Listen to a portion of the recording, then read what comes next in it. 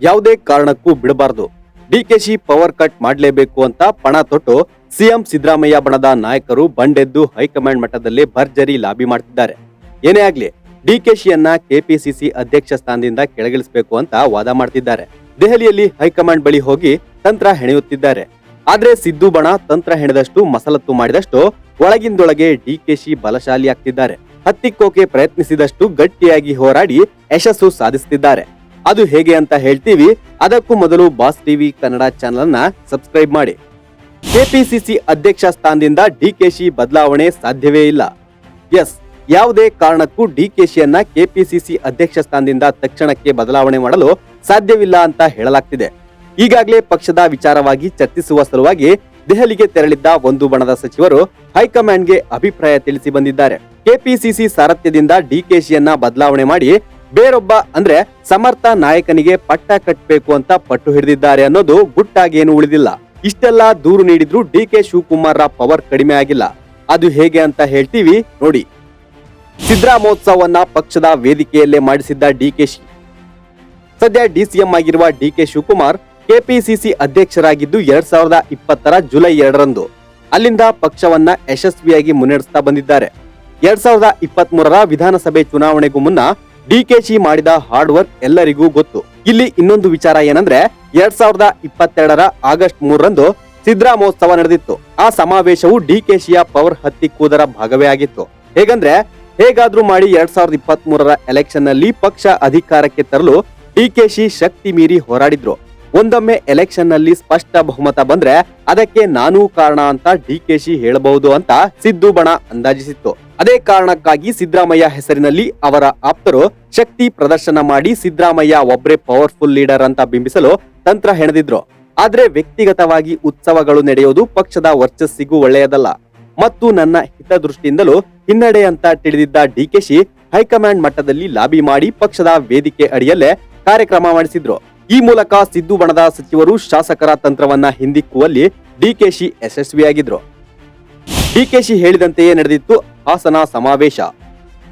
ಇನ್ನು ಕಳೆದ ವರ್ಷದ ಡಿಸೆಂಬರ್ 5ರಂದು ಹಾಸನದಲ್ಲಿ ಸಿದ್ದರಾಮೋತ್ಸವ ರೀತಿಯಲ್ಲೇ ಬೃಹತ್ ಸಮಾವೇಶಕ್ಕೆ ಸಿದ್ದರಾಮಯ್ಯ ಆಪ್ತರು ಸ್ಕೆಚ್ ಹಾಕಿದ್ರು. ಈ ಮೂಲಕ ಡಿಕೆಶಿ ಮುಂದಿನ ಸಿಎಂ ಚರ್ಚೆಗೆ ಬ್ರೇಕ್ ಹಾಕುವುದು ಅವರ ತಂತ್ರವಾಗಿತ್ತು. ಇದರಿಂದ ಅಲರ್ಟ್ ಆಗಿದ್ದ ಡಿಕೆಶಿ ಹೈಕಮಾಂಡ್ ಮುಂದೆ ಪಟ್ಟು ಹಿಡಿದು ಪಕ್ಷದ ವೇದಿಕೆಯಲ್ಲೇ ಸಮಾವೇಶ ಮಾಡಿಸುವಲ್ಲಿ ಸಕ್ಸಸ್ ಆಗಿದ್ರು. ಒಕ್ಕಲಿಗ ನಾಯಕರ ನೆಲದಲ್ಲೇ ಡಿಕೆಶಿ ತಮ್ಮ ಪವರ್ ಪ್ರದರ್ಶನ ಮಾಡಿದ್ರು. ದಲಿತ ಸಚಿವರ ಡಿನ್ನರ್ ಮೀಟಿಂಗೂ ಬ್ರೇಕ್ ಹಾಕಿದ್ದ ಡಿಕೆಶಿ. ಇತ್ತೀಚೆಗಷ್ಟೇ ಡಿಕೆಶಿ ವಿದೇಶಕ್ಕೆ ತೆರಳಿದ್ದಾಗ ಸಿಎಂ ಸಿದ್ದರಾಮಯ್ಯ ಸೇರಿದಂತೆ ಆಪ್ತ ಸಚಿವರು ಡಿನ್ನರ್ ಮೀಟಿಂಗ್ ನಡೆಸಿದ್ರು. ಸಚಿವ ಸತೀಶ್ ಜಾರಕಿಹೊಳಿ ನಿವಾಸದಲ್ಲಿ ಸಿದ್ದು ಬಣದ ಸಚಿವರೆಲ್ಲ ಸೇರಿ ಚರ್ಚಿಸಿದ್ರು.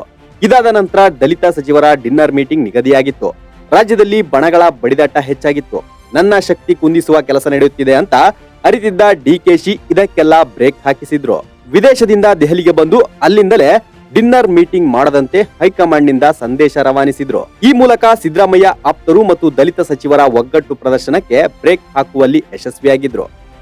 ಎಸ್ಸಿ ಎಸ್ಟಿ ಸಮಾವೇಶಕ್ಕೂ ಮಂತ್ರಿಗಳ ಕಸರತ್ತು, ಡಿಕೆಶಿ ಎಂಟ್ರಿ. ಮಧ್ಯ ಕರ್ನಾಟಕದ ಭಾಗದಲ್ಲಿ ಎಸ್ಸಿ ಎಸ್ಟಿ ಸಮಾವೇಶ ಮಾಡೋದಕ್ಕೆ ಸಚಿವರು ತಂತ್ರ ನಡೆಸಿದ್ದಾರೆ. ಇದರ ಮುಂದುವರಿದ ಭಾಗವಾಗಿಯೇ ಸಚಿವರಾದ ಕೆಎನ್ ರಾಜಣ್ಣ, ಸತೀಶ್ ಜಾರಕಿಹೊಳಿ ಹಾಗೂ ಡಾಕ್ಟರ್ ಜಿ ಪರಮೇಶ್ವರ್ ದೆಹಲಿಗೆ ತೆರಳಿ ಹೈಕಮಾಂಡ್ ನಾಯಕರ ಬಳಿ ಈ ಸಮಾವೇಶದ ಬಗ್ಗೆ ಚರ್ಚಿಸಿದ್ದಾರೆ ಎನ್ನಲಾಗ್ತಿದೆ. ಮುಂಬರುವ ಸ್ಥಳೀಯ ಸಂಸ್ಥೆಗಳ ಚುನಾವಣೆಗೆ ಈ ಸಮಾವೇಶ ಸಹಕಾರಿಯಾಗಬಹುದು ಅನ್ನೋದು ದಲಿತ ನಾಯಕರ ವಾದ. ಆದ್ರೀಗ ಈ ವಿಚಾರಕ್ಕೆ ಎಂಟ್ರಿ ಕೊಟ್ಟಿರುವ ಡಿಸಿಎಂ ಡಿಕೆಶಿ ಸಮಾವೇಶ ಮಾಡೋದಾದ್ರೆ ಪಕ್ಷದ ವೇದಿಕೆಯಲ್ಲೇ ಮಾಡಬೇಕು ಅಂತ ಸಂದೇಶ ರವಾನಿಸಿದ್ದಾರೆ ಅಂತ ಹೇಳಲಾಗ್ತಿದೆ. ಒಂದು ವೇಳೆ ಸಚಿವರು ಈ ಸಂದೇಶಕ್ಕೆ ಕಿವಿಗೊಡದಿದ್ರೆ ಡಿಕೆಶಿ ಹೈಕಮಾಂಡ್ ಮೂಲಕವೇ ಎಚ್ಚರಿಕೆ ಕೊಡಿಸಬಹುದು ಅಂತ ಹೇಳಲಾಗ್ತಿದೆ. ಕೆಪಿಸಿಸಿ ಅಧ್ಯಕ್ಷ ಸ್ಥಾನದಿಂದ ತೆಗೆಯುವುದು ಅಷ್ಟು ಸುಲಭವ?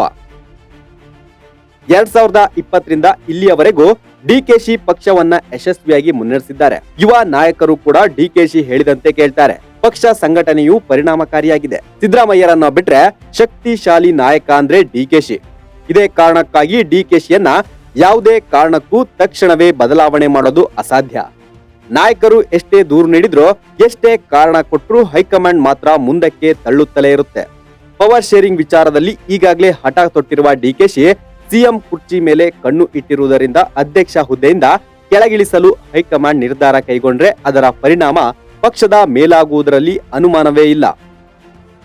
ಹಾಗಾಗಿ ಬೇರೆ ರಾಜ್ಯಗಳಲ್ಲಿ ಅಧ್ಯಕ್ಷರ ಬದಲಾವಣೆ ಮಾಡಿರುವ ವರಿಷ್ಠರು ಕರ್ನಾಟಕದಲ್ಲಿ ಆ ಸಾಹಸಕ್ಕೆ ಕೈ ಹಾಕೋದು ಕಷ್ಟ ಅಂತ ವಿಶ್ಲೇಷಿಸಲಾಗ್ತಿದೆ.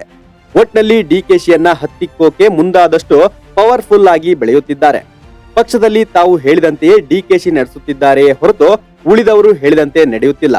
ಹೀಗಾಗಿ ಸದ್ಯದ ಮಟ್ಟಿಗಂತೂ ಡಿಕೆಶಿಯನ್ನ ಬದಲಿಸುವ ಧೈರ್ಯವನ್ನಂತೂ ಯಾರೂ ಮಾಡಲ್ಲ ಅನ್ನೋದು confirm. Bureau report, boss TV Kannada. Latest ಹಾಗೂ ಇಂಟ್ರೆಸ್ಟಿಂಗ್ ಸುದ್ದಿಗಳಿಗಾಗಿ ಬಾಸ್ ಟಿವಿ ಕನ್ನಡ ಚಾನೆಲ್ನ ಸಬ್ಸ್ಕ್ರೈಬ್ ಮಾಡಿ. ಹಾಗೆಯೇ ಬೆಲ್ ಐಕಾನ್ ಪ್ರೆಸ್ ಮಾಡಿ. ಇದರ ಜೊತೆಗೆ ಫೇಸ್ಬುಕ್, ಇನ್ಸ್ಟಾಗ್ರಾಮ್, ಎಕ್ಸ್ ನಲ್ಲೂ ಮಿಸ್ ಮಾಡದೆ ಫಾಲೋ ಮಾಡಿ.